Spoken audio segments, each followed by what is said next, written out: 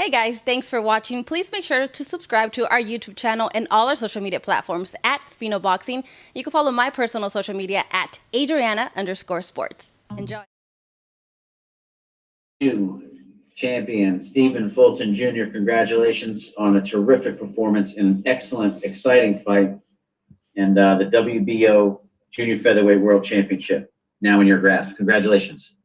Thanks, I appreciate that. Okay, we have some members of the press online here. We have Keith Eidick in person. Let's start with Keith, boxing scene. Go ahead. Hey, Stephen, congratulations, man.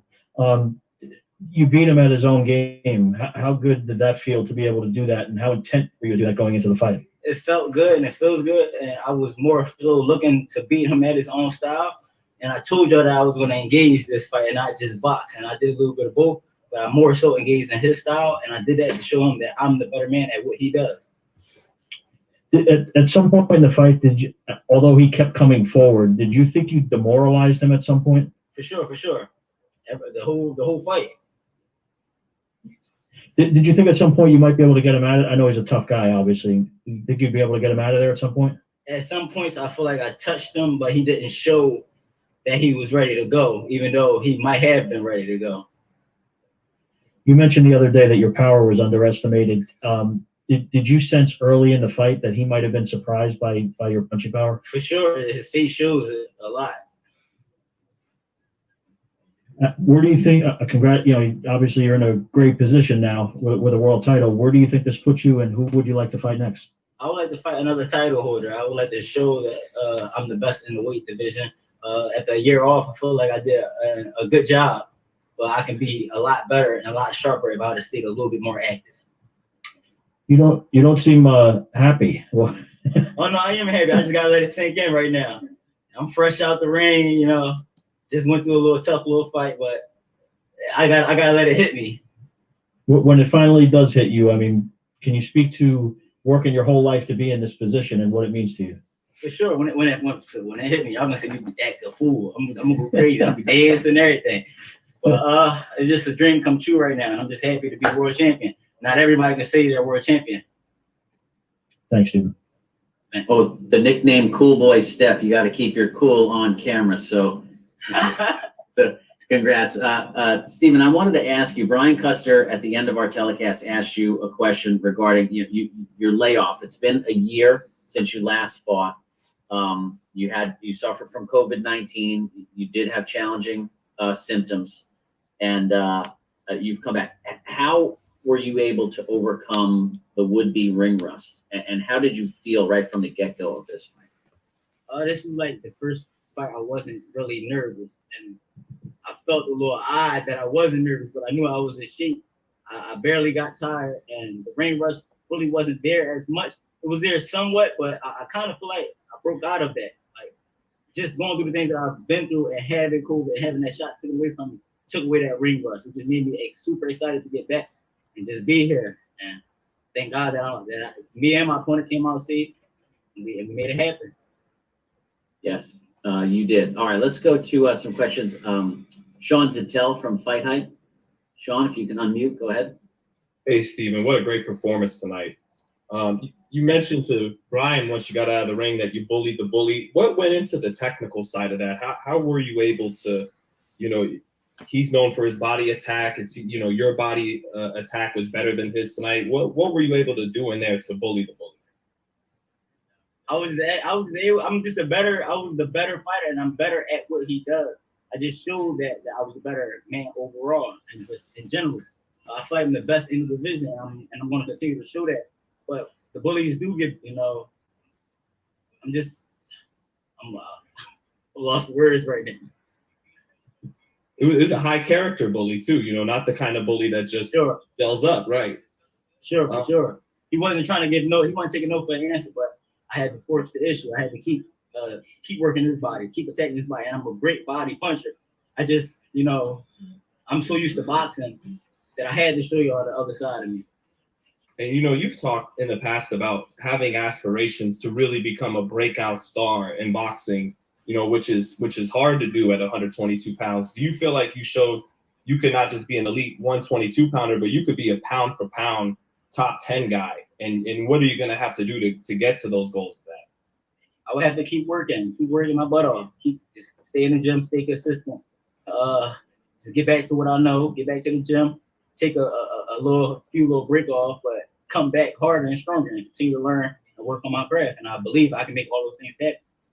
I know you talked about becoming undisputed in this weight class, but it's believed that Nayawa Anuye is going to come up to 122 pounds. What would you think of a fight with him? I'm willing to make all fights like that and big fights happen. If he wants to move up, that's what he decides to do. But I am a big 122 pounder. And keep that in mind. And lastly, I know you had some fun, respectful back and forth with Leonard Ellerbe and Mayweather Promotions in the lead up to this fight. Anything you want to say to Leonard or Floyd after this fight? I made it easy like I said I would. I took off. I made it easy like I said I would, and I beat him at his own game. They said it'll be a surprise. I didn't hear Floyd say much, but Leonard Ellerbe was the one talking. But he did his job. He did what a promoter's supposed to do. And I take my hat off for him. Okay, Sean, thank you very much. We're going to go to DeMichael Cole from Philadelphia Inquirer. DeMichael, you have to unmute and go ahead. Stephen, we talked about it, leading up to this week, man. You said that, leading up to this fight that you've been, training with Derek and, you had found some new things. The way you engaged on the inside today, was that one of the things that you trained with Derek? Yes, those the catch and come back, those was a lot of things that I've learned at that gym and trained when I trained with him. And then just coming off that, I know I heard your trainers in the corner telling you, towards the 8th and 9th round that, you use your stamina. You have more energy than this guy. Just how did you wear him down late? All the judges had you win in the late rounds. I wore him down by just kept attacking his body, kept pushing him back. I knew they wanted me on my back against the rope a lot. And I kind of started off like that, but I had to change the whole narrative, change everything around. Start pushing him back and keep dropping uppercuts from that angle that I was in. And that's how I got the job done. Appreciate you, man. Congratulations. Thanks. Appreciate it. Okay, DeMichael, thank you. Let's go to Jeremy Herridges with fansided.com. Jeremy? Hi, Stephen. Congratulations on a fantastic victory and becoming the new champion. Was there a moment within the fight where you felt maybe a sharp decline in Neal's performance, like you knew that you were breaking him down and that you were on cruise control? From like the 5th round, that's when I knew like I was going to get him. I was going to take off in the 5th round. I never was like tired throughout those rounds of me engaging. I normally would be a little winded from engaging in any other fights if I would start off like that. But this fight, I was prepared and I knew that that's what I came to do, and I knew it was going to have to get dirty. So from the 5th on out, I knew I was taking the fight away from him. We talked a couple days before about the lessons that you learned from your multiple camps with Carl Frampton, not only how to deal with a pressure fighter, but how to pressure a fighter yourself. Did those lessons kind of become rote memory, and did you carry them out in this fight? For sure, I've learned a lot of things, like such as keeping the head on my opponent's chest, and I did a lot of that in this fight to the point where he couldn't, throw the punches that he wanted to throw because he couldn't see those shots.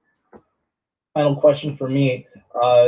According to show stats, you threw 1,183 punches in this fight.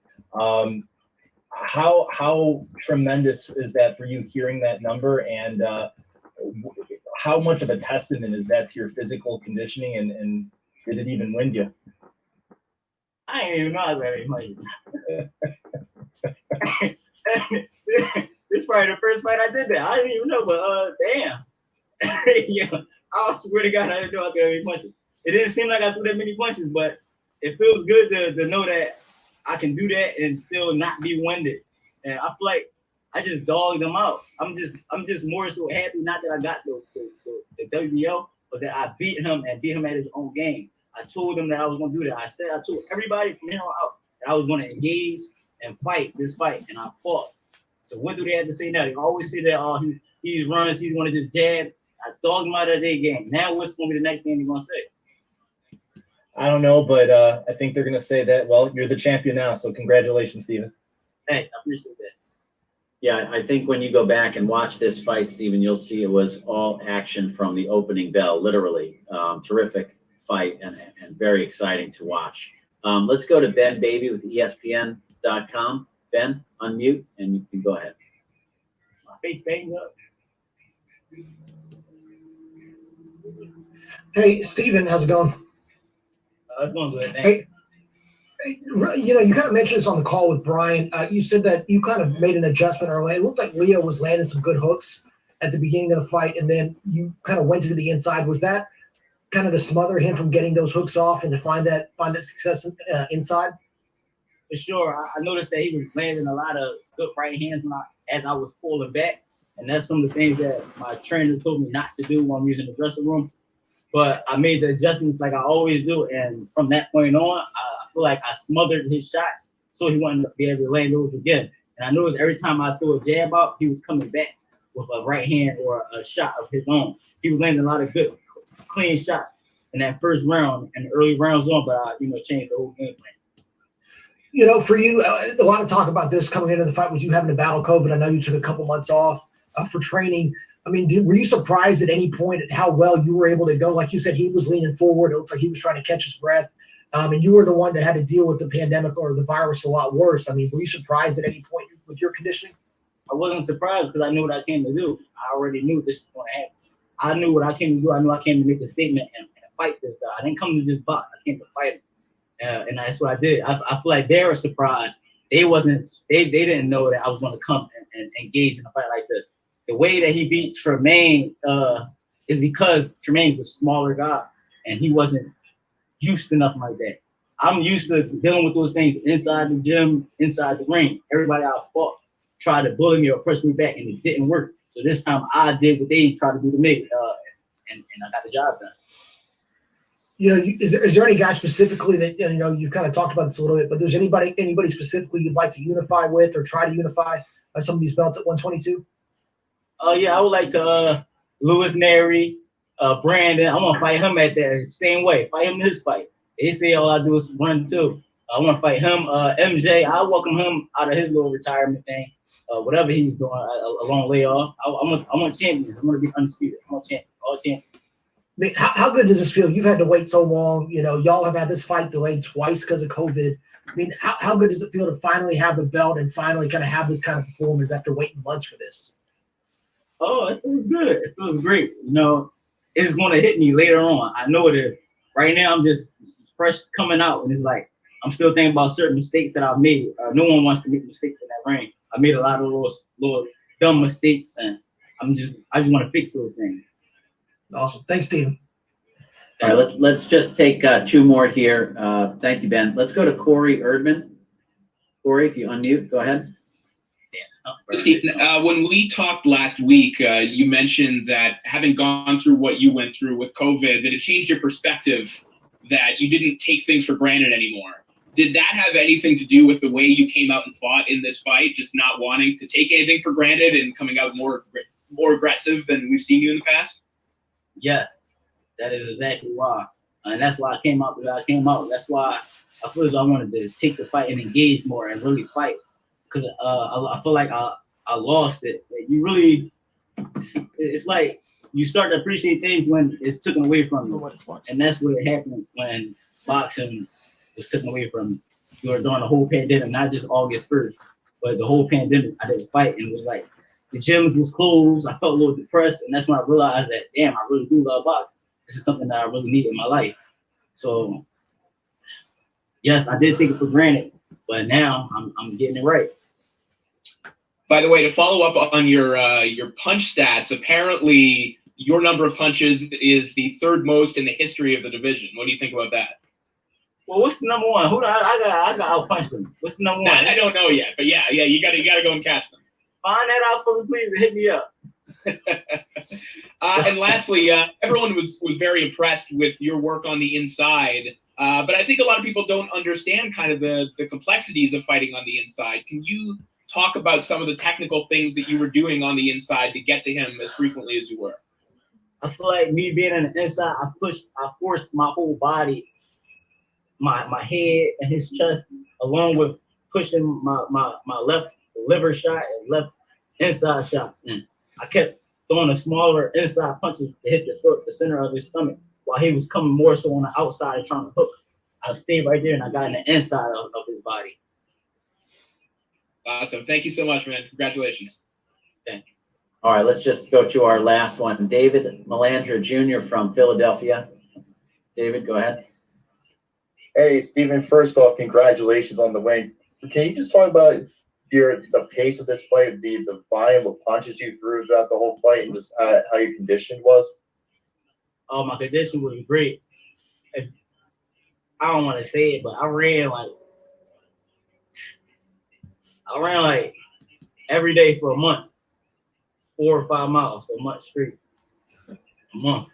My condition was outstanding. I didn't get tired. I was right there the whole time, but I didn't want to punch myself into being tired. And it's crazy that y'all said I threw over 1,000 punches. And I'm number 3 for the most punches in this weight division thrown. That's me. So I feel like I accomplished 2 things in one night so far, along with showing that I wasn't that much ring rust. And second, can you talk about the work you did on the body tonight? The body work was amazing. I'm surprised at myself that I stayed there the whole time. But like I said, once I started noticing that he wasn't prepared for me to fight him at his own game, that's when I knew I got to stay there. I got to stay in the inside. And you can hear it through the trainer tracks from like the 4th. I said I had to stay there. I said I got to stay there. I got to fight this fight like this. I couldn't continue to box. If I continued to box, my legs would have been a little bit more tired. So by me standing inside and working him the way he was trying to work me and kept landing those nice body shots is what got me this victory and slowed his pace down. And finally, what does it mean to bring the championship home to Philadelphia? Philly, we back. That's all I got to say. Well, I made it. I put my name in them books, man. I made history. All right, thank you. Congratulations. Well, I noticed your Philadelphia Flyers colors you're wearing tonight. And very good point you made. Your trainer, your trainer at one point did ask you to use the jab and step back and box from the outside, and you basically shook that off and stayed on the inside from that point forward. The U.S. then my bad. Going after people. Sorry, but I had to stay there. Yes. All right. Let's just take one more here. We have R.L. Woodson. Ron, go ahead. This is Wood from Bite Down Boxing. Thanks for getting me in, Chris. I appreciate it. You got it. Hey, congratulations, champ. I thought it was odd that you mentioned you were going with the same game plan, that you actually shared that ahead of the fight. What did you see against Tremaine Williams to allow you to go with that and to share that going into this one? I seen that when he was fighting Leo, he wasn't punching while Leo was throwing that body work. He wasn't punching off. And I said, all somebody got to do is punch. Every time once he let his little body shots off, if they give them back and keep that same momentum, then they could beat him. And that's what I did. Got you. You go for back-to-back 100-plus punch rounds in the 5th and the 6th. I think that was like double your average, according to what they were saying on the broadcast. When you do that, you hit him with the volume, and then also during those rounds, you're pushing him back to the ropes where that might have been his game plan. At that point, do you start feeling like he doesn't have anything else to go to get the win? That's all they had. That's all they was begging on, was keeping me on the ropes. That's the only game plan they had. They didn't show that they had anything else. I showed that I was going to box him. I showed that my jab was going to be a problem. I showed that I could bang, push him back, and fight him at his fight. They only showed one style, and that was trying to come forward. He couldn't fight going backwards. So I had to push the issue. All right, and I know you said that this was, your shot at a second chance. You mentioned crying about seeing the first one slip away. You had to take advantage of this tonight. What gave you the confidence, to not worry about the gas tank and commit to the inside fighting and wrestling, which I would think, would have been an energy concern, would have sapped your energy with the infighting and then the hand wrestling and whatnot, when you could have just step back and got that space and continue working the jab. I knew I was in shape. I knew I was ready for this. I was more so excited to engage and fight. I was excited to be back. So that's what I wanted to do. nothing to take away from my coach, even though he wanted me to box early rounds. But when you take a huge layoff like that and then lose out on the opportunity, I felt like I just wanted to really fight. I was happy and excited to be back. So that's why I did what I did. Got you. Last question. Just congratulations on the victory and congratulations on being an entrepreneur with your Crab Shack venture and whatnot. Any special going to be out there this week for customers at the restaurant? I don't know. I got to check my phone. Shout out to Adrian Broner and them too. They definitely Earl Spence. They all hit me up before the fight. They all hit me up knowing like I was coming out here to Clarissa Shield. Everyone hit me up. So shout out to them. Was that any? I didn't want to take away from your moment in mentioning Spence in his performances against Garcia or Porter, where he fought their fight. But any inspiration from him on implementing that tonight against Leo? I can't say I was inspired by it, but I can say he definitely did a good job at doing what he do. Take my hat off to him. He's a good friend. And shout out to David Garcia as well. He's a good friend. All right, congratulations, champ. And again, thanks, Chris, man. I appreciate it. Of course, Wood. All right, take it easy now. And cool boy Steph, congratulations. Very happy to see you get the victory. And like I said, an excellent, terrific fight. Wish you safe travels and good luck the rest of the way. We will see you next time. Thanks. All right, to the press, thank you for the support this week and for participating tonight. Take care and be well.